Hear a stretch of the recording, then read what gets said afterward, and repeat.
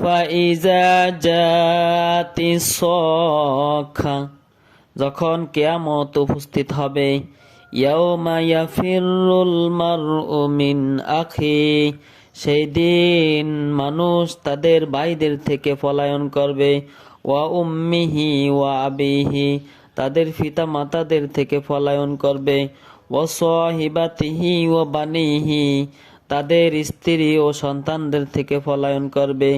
লিকুল্লি ইমরিইম মিনহুম ইয়াউমাইযিন শাআনুন ইউগনি, সেই দিন কিয়ামতের দিন সকলে ব্যতিব্যস্ত হয়ে থাকবে, তাদের অবস্থা সম্পূর্ণরূপে ব্যস্ত থাকবে।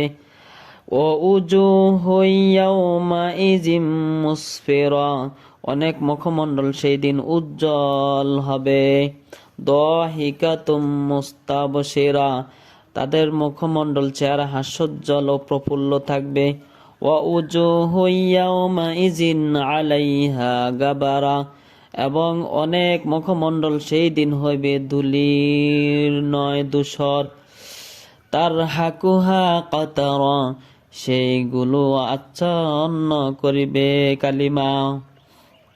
উলাইকা হুমুল কাফারাতুল ফাজারা, ইহারাই কাফির ও পাপাচারীগণ।